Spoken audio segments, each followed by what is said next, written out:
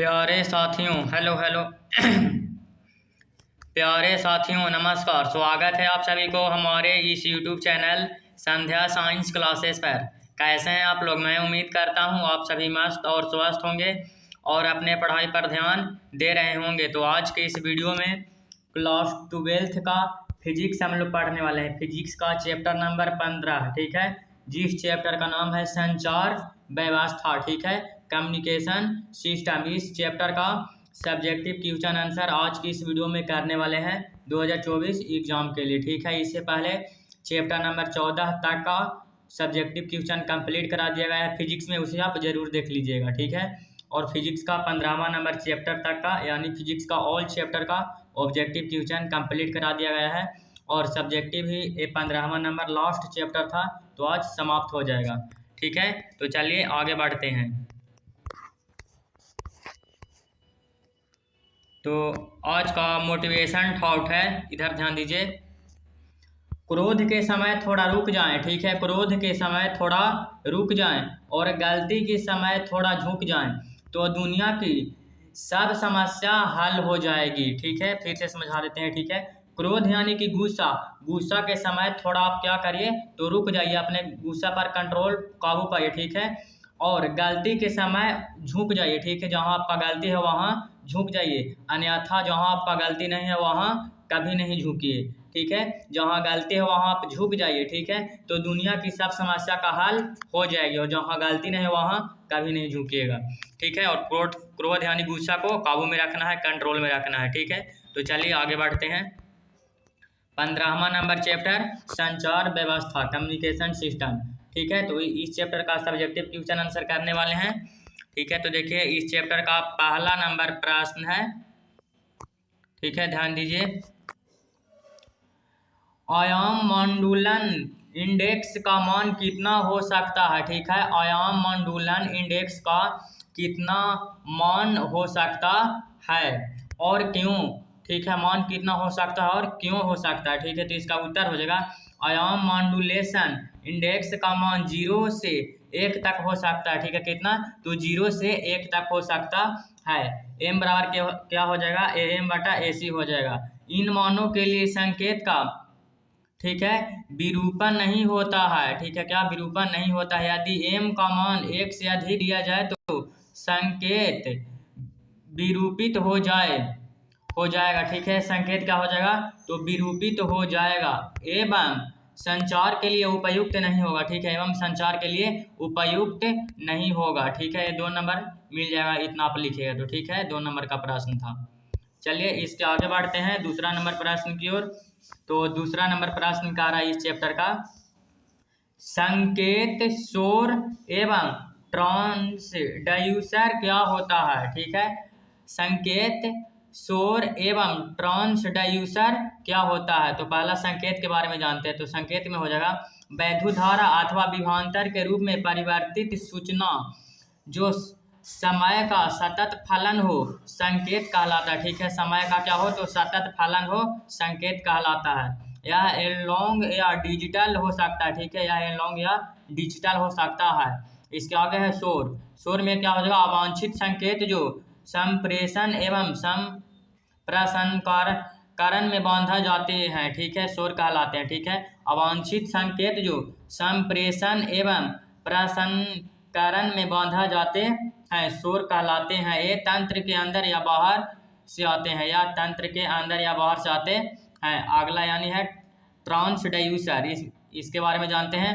तो एक साधित्र जो ऊर्जा के एक रूप को दूसरे रूप में बदल दे ट्रांसड्यूसर कहलाता है। वैद्युत ट्रांसड्यूसर संचार तंत्र में उपयोग किए जाते हैं। वैद्युत ट्रांसड्यूसर जो है संचार तंत्र में उपयोग किए जाते हैं।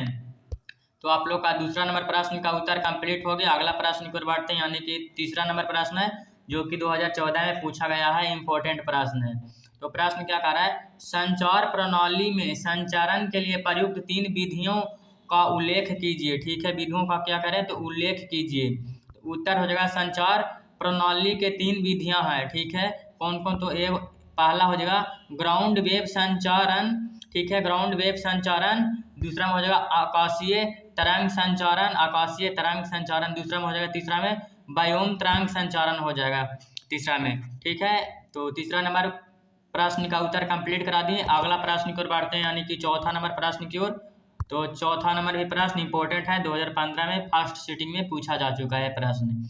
तो चौथा नंबर प्रश्न कह रहा है लेजर किरणों की दो प्रमुख विशेषता लिखे, ठीक है। लेजर किरणों के दो प्रमुख विशेषता लिखे, किसका कह रहा है, तो लेजर किरणों के, ठीक है। तो इसका उत्तर हो जाएगा लेजर किरणों की दो विशेषता निम्न है, ठीक है। दो विशेषता क्या है, तो निम्न है। पहला में हो जाएगा एक दिशिक, ठीक है, पहला एक दिशिक, दूसरा काला संवाद एवं एक वारनी हो जाएगा, ठीक है। तो आप लोग का चौथा नंबर प्रश्न का उत्तर कंप्लीट करा दिए। अगला प्रश्न की ओर चलिए, अगला प्रश्न की ओर बढ़ते हैं, यानी छठा नंबर प्रश्न की ओर। पांचवा नंबर प्रश्न था जिसमें क्वेश्चन जो था गलत लिखा गया था और उल्टा हो गया था, ठीक है। तो पांचवा के छोड़ दिए। अगला प्रश्न की ओर बढ़ते हैं हम लोग छठा नंबर प्रश्न की ओर, ठीक है। तो छठा नंबर प्रश्न को समझिए। छठा नंबर प्रश्न कह रहा है निम्नलिखित की व्याख्या करें, ठीक है। निम्नलिखित की व्याख्या करें। पहला है www, ठीक है। दूसरा में है fx। तो पहला में www यह क्या है, तो यह वर्ल्ड वाइड वेब या वेब का संक्षिप्त रूप है, ठीक है। वर्ल्ड वाइड वेब होगा, ठीक है। यह दुनिया के सभी स्रोत कंप्यूटर से जुड़ा नेटवर्क है जिसे हम डेटा प्राप्त कर सकते हैं, जिसे हम नेटवर्क के डेटा प्राप्त कर सकते हैं www से, वर्ल्ड वाइड वेब से, ठीक है। दूसरा में आता है fx। यह क्या है, यह फैक्समाइल का संक्षिप्त रूप है, ठीक है। इसका अर्थ है पुनरुत्पादन या कागजात एवं चित्र यानी पिक्चर और फोटो टेलीफोन केबल द्वारा भेजता है, ठीक है। टेलीफोन केबल द्वारा भेजता है। पहले स्कैन करेगा, स्कैन करने के बाद ट्रांसमीटर से प्राप्त करेगा, यानी आप भेज देगा, ठीक है। तो आप लोग का छठा नंबर प्रश्न का भी उत्तर कंप्लीट करा दिए। अगला प्रश्न की ओर बढ़ते हैं, यानी कि सातवां नंबर प्रश्न है, ठीक है। तो सातवां नंबर प्रश्न कह रहा है प्रकाश तंतु किस सिद्धांत पर कार्य करता है, ठीक है। प्रकाश तंतु किस सिद्धांत पर कार्य करता है, इसके कोर का पदार्थ क्या होता है, ठीक है। इसके कोर का पदार्थ क्या होता है, तो इसका उत्तर हो जाएगा यह प्रकाश के पूर्ण आंतरिक परावर्तन पर आधारित होता है। आंतरिक यानी अंदर के परिवर्तन पर आधारित होता है। कोर का पदार्थ कांच या प्लास्टिक का होता है, ठीक है। कोर का पदार्थ है जो कांच या तो प्लास्टिक का होता है। तो आप लोग का सातवां नंबर प्रश्न का भी उत्तर कंप्लीट हो गया है। अगला प्रश्न की ओर बढ़ते हैं, यानी कि आठवां नंबर प्रश्न, ठीक है। आठवां नंबर प्रश्न है आयनोस्फीयर क्या है, ठीक है। आयनोस्फीयर क्या है, पहला पूछा, दूसरा पूछ रहा है ऑप्टिकल संचार से आप क्या समझते हैं, ठीक है। दो प्रश्न है, तो चलिए दोनों प्रश्न का उत्तर हम लोग देख लेते हैं।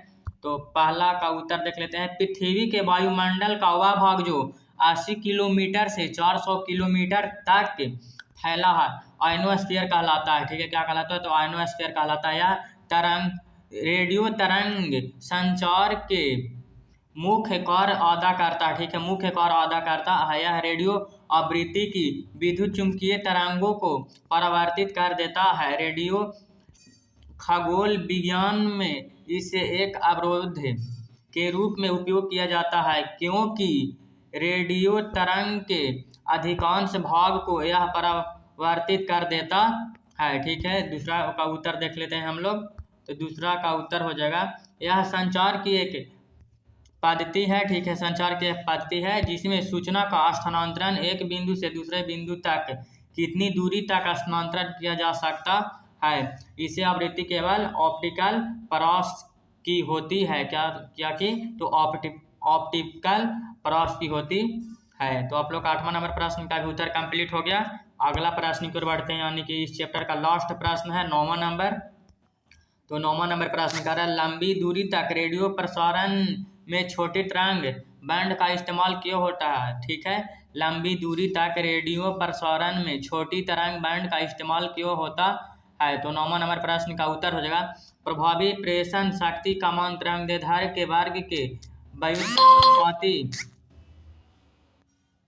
तरंगदैर्ध्य के वर्ग के व्युत्क्रमानुपाती होता है, ठीक है। यानी पी, ठीक है, पी अल्फा क्या हो जाएगा 1/λ² हो जाएगा। अतः लंबी दूरी के लिए लघु तरंग बैंड का इस्तेमाल कर अधिक शक्ति का प्रेषण प्राप्त किया जाता है, ठीक है। तो आइए इधर समझ लीजिए, आप लोग का फिजिक्स का लास्ट चैप्टर था, 15वां नंबर इसका सब्जेक्टिव क्वेश्चन करा दिया, जो कि कुल 9 सब्जेक्टिव क्वेश्चन कराए हैं, जो कि आपके एग्जाम की दृष्टि से काफ़ी इंपॉर्टेंट है। सारा प्रश्न है गेस किया हुआ है, ठीक है। इस चैप्टर से और भी प्रश्न बता सकते थे, लेकिन 9 ही बताए हैं, जो कि गेस क्वेश्चन था, ठीक है। तो आज की इस वीडियो में इतना ही। अगर वीडियो पसंद आई होगी तो लाइक, हमारे चैनल पर नए होंगे तो सब्सक्राइब। मिलते हैं अगले वीडियो में, तब तक के लिए धन्यवाद, नमस्कार।